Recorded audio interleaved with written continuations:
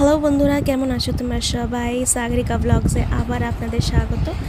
So স্নান ধান করে আমি একদম রেডি সকাল সকাল, যেহেতু আজকে আমার 9 মাসের 7 মাসে হতে পারে নেই, কেন কি অনেক কিছু প্রবলেম ছিল। আর এত কিছু প্রবলেম নিয়ে মনের মধ্যে কোনো অনুষ্ঠান করা যায় না। সো আমার মাই মানা করে দিয়েছিল কি কোনো করার দরকার নাই, সব কিছু আগে ঠিক হয়ে যাক, তারপরে দেখা যাবে।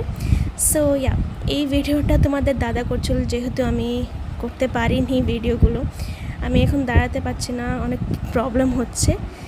সো এখানে সব কিছু প্রিপারেশন সবাই করছিল, দিদি ভাই আর দুজন মা মিলে একদম সকাল সকাল সব প্রিপারেশন হয়ে যাচ্ছিলো। পাবদা মাছ ছিল আর অনেক কিছু ছিল। আর তারপরে আমাকে দিদি রেডি করে দিল, আর এটা আমার ফাইনাল লুক ছিল। কেমন লাগছে কমেন্টে জানিও। তারপরে আমি মাকে বললাম এসির তলায়, এসি রুমেই মধ্যেই টেবিল বিছিয়ে নিতে, আমি বাইরে যেতেই পাচ্ছি না, এত গরম ছিল সেদিন, আর আমার তো আরও ডাবল গরম লাগবে। সো তারপরে মা এখানে টেবিল পেতে আমাকে একে একে পায়েস দিয়ে দিয়েছিল। তারপরে বলছিল কি পায়েসটা খেতে। অ্যান্ড আমাকে দেখে বুঝতে পারছো কত গরম লাগছে, এসির তলায় অনেক গরম লাগছিলো। অ্যান্ড দেন আমাকে একে একে করে সবাই আশীর্বাদ দিচ্ছিল। সো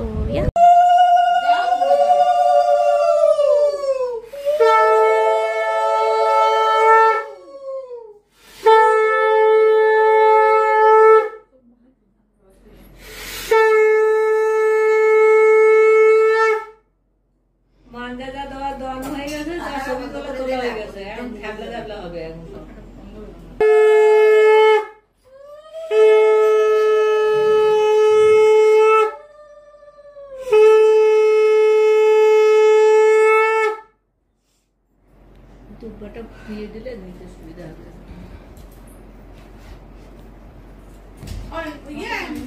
বনু, তোমার ক্যাডবেরিটার ভেতরে আছে, তুমি কাকিমণিকে হাতে দাও, ফটো তুলবে। বিউটি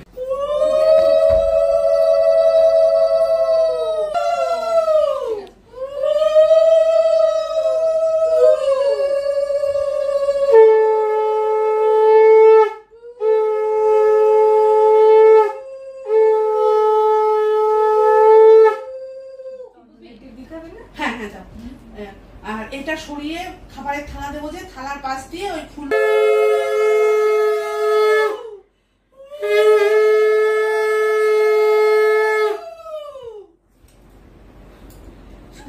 শঙ্কের কাজ হয়ে গেছে তো, এবার ধুয়ে রেখে আসি। ভালো মতন করে নাও। ফাইনালি গাইজ আশীর্বাদ সবার দেওয়া হয়ে গেছে। ওকে, তো তারপরে আমাকে পায়েসটা শুগে ফেলে দিতে হবে 3 বার। ওগুলো নিয়মে মা বলছিল সাইড থেকে, আর আমি ওগুলোই করছিলাম।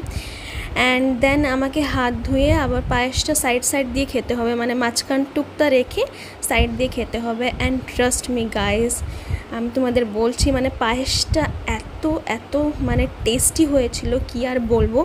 কিন্তু যেহেতু আমাকে খাওয়ার সময় দিয়েছিল পায়েসটা, তো আমি বেশি খেতে পারিনি, আর পরে খাওয়া যাবে না বলে দিয়েছিল, তো যা খাওয়া এখনই খেতে হবে।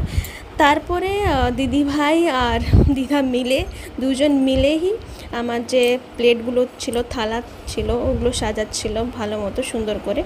অ্যান্ড দেন দিদি বলল কি একটু একটু করে সব ভাজাগুলো নিয়ে একটু খেয়ে নে, তাকে সবগুলো খাওয়া হয়ে যাবে একটু একটু। সো ওটাই আমি করছিলাম।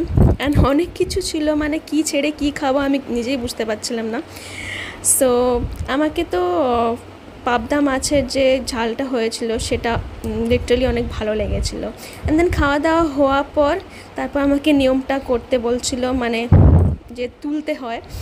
সো আমি মানা করছিলাম, যেহেতু আমার প্রবলেম আছে, আমি ঝুঁকতে পারবো না। তো দিদি বললো সব কিছুরই একটা সংসাধন আছে, দাঁড়া তুই বসে ভালো করে পাটা ফাঁক করে তুলে নে আস্তে আস্তে করে।